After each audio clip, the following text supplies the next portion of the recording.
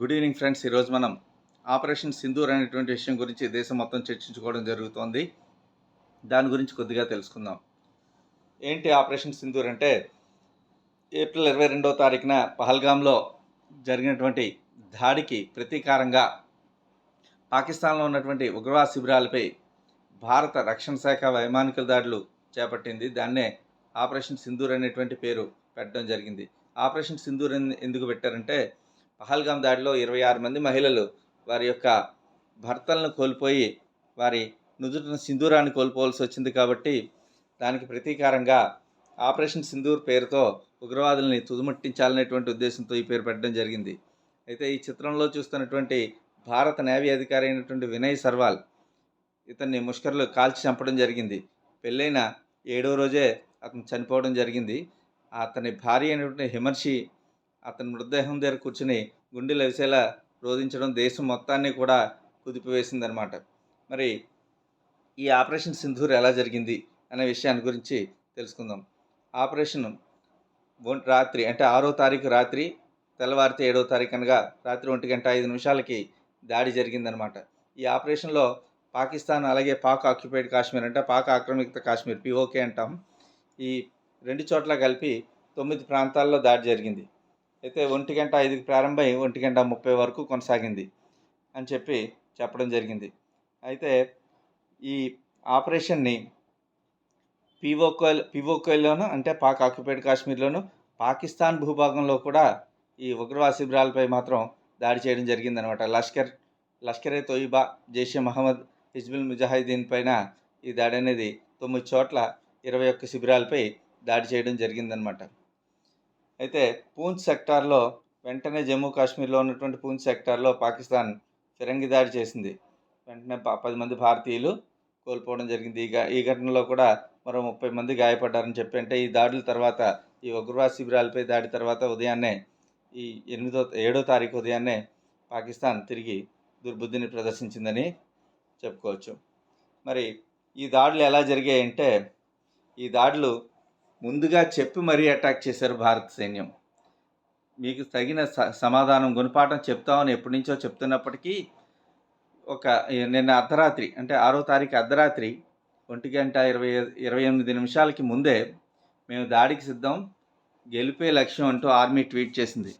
Operation అంతా కూడా పూర్తయిన తర్వాత 1:51 ముగిసిన తర్వాత న్యాయం జరిగింది, జై హింద్ అంటూ కూడా ఆర్మీ మరో ట్వీట్ చేసింది. ఈ దాడిలో ముఖ్యమైనటువంటి ఉద్దేశం ఏంటంటే 9 చోట్ల అంటే ఉగ్రవాదులు ఎక్కడైతే ఉన్నారో వారందరినీ కూడా తుదిమట్టించాలి అని 9 చోట్ల క్షిపణిదాడులు చేసి సుమారుగా 100 మంది వరకు హతం చేసినట్లుగా చెప్పుకోవచ్చు. జైషే మహమ్మద్కి చెందినటువంటి బహావల్పూర్ అనేటువంటి ప్రదేశం ఉంది. పాకిస్తాన్ బార్డర్ నుంచి సుమారు 100 కిలోమీటర్ల పైన ఉంటుందన్నమాట. అక్కడే సుమారు 30 మందిని ముట్టడించారని 30 మందిని హతం చేశారని చెప్పుకోవచ్చు.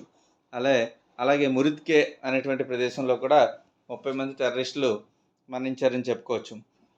ఈ 9 ప్రదేశాల్లో పాక్ ఆక్యుపైడ్ కాశ్మీర్లో చెక్ అమ్రు, అలాగే సియాల్కోట్, భీంబేర్, గుల్పూర్, కోట్లీ, ముజఫరాబాద్ అనేటువంటి ప్రదేశాలు పాక్ ఆక్యుపైడ్ కాశ్మీర్లో ఉన్నాయి.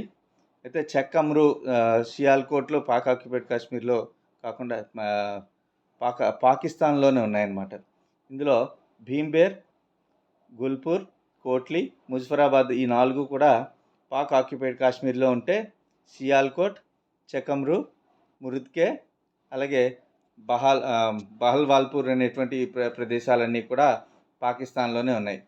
ఈ దాడిలో సామాన్య పౌరులు ఉన్న చోట ఎక్కడా కూడా దాడి అనేది జరగలేదు, ఎవరికి ఇబ్బంది పెట్టలేదు. కేవలం ఉగ్రవాద శిబిరాలు మాత్రమే టార్గెట్లుగా చేసి ఉగ్రవాద శిబిరాలను మాత్రమే పేల్చివేయడం అనేది జరిగింది. మరి అంతర్జాతీయ సమాజం ఎలా ప్రతిస్పందించింది అంటే, ఉగ్రవాదంపై పోరులో భారత్కి మేము మద్దతుగా ఉంటామని ఇజ్రాయిల్ మొదటి నుంచి చెప్తుంది. అలాగే ఆత్మరక్షణ కోసం భారత్కి దాడి చేసే హక్కు ఉంది, మేము సమర్థిస్తాం అంటూనే ఇజ్రాయెల్ అంబాసిడర్ అంటే రాయబారి రూబెన్ అజార్ గారు చెప్పడం జరిగింది. అలాగే అమెరికా విదేశాంగ మంత్రి మార్క్ రూబియో భారత్ పాక్ పైన ఎటువంటి చర్య తీసుకోవద్దు కానీ, యుద్ధం చేయొద్దు కానీ మేము క్లోజ్గా మానిటర్ చేస్తున్నాము, కానీ ఉగ్రవాదులపై దాడి చేసే హక్కు అయితే మాత్రం భారత్కు ఉందని చెప్పడం జరిగింది. ఎందుకంటే గొడవలు వద్దన్నట్లుగా చెప్తూనే దాడి చేసే హక్కు భారత్కు ఉందని చెప్పి అమెరికా చెప్పింది. అలాగే ఉగ్రవాదాన్ని ఉపేక్షించకూడదని చెప్తూ ప్రపంచంలో అన్ని దేశాలకి కూడా తెలిసేలా విదేశాంగ మంత్రి ఎస్ జయశంకర్ గారు ట్వీట్ చేస్తే, పాకిస్తాన్కి కఠినమైన గుణపాఠం చెప్పాలని చెప్తూ ఉగ్రవాద మౌలిక సదుపాయాలను పూర్తిగా నాశనం చేయాలని చెప్పి మన హైదరాబాద్ ఎంపీ అసదుద్దీన్ ఓవైసీ గారు కూడా ట్వీట్ చేశారు. ఆపరేషన్ సింధూర్కి సపోర్ట్ చేస్తూ జైహింద్ అంటూ కూడా పలువురు ప్రముఖులందరూ కూడా, ముఖ్యమంత్రులు అలాగే గవర్నర్లు, వీళ్ళందరూ కూడా, మంత్రులు అందరూ కూడా వారి యొక్క సంఘీభావాన్ని తెలియజేయడం జరిగింది. మరి ఈ ఆపరేషన్లో ఇద్దరు శివంగుల్ లాంటి ఝాన్సీ రాణీలు ఇద్దరు ఉన్నారు. వారిలో ఒకళ్ళు కల్నల్ సోఫియా ఖురేషీ గారు అయితే మరొకళ్ళు స్క్వాడ్రన్ లీడర్ వ్యోమికా సింగ్. అంటే సోఫియా ఆర్మీకి చెందిన వారైతే వ్యోమిక ఎయిర్ ఫోర్స్కి సంబంధించినటువంటి వారు అనమాట. వీరిద్దరూ కూడా ఈ విజయంలో పాల్గొన్నారు, ప్రత్యక్షంగా పాల్గొన్నటువంటి వాళ్ళు అనమాట. అయితే చెప్పి మరీ అటాక్ చేయడం అనేది భారతదేశ ప్రపంచ చరిత్రలోనే ఇదొక గొప్ప విషయంగా చెప్పుకోవచ్చు.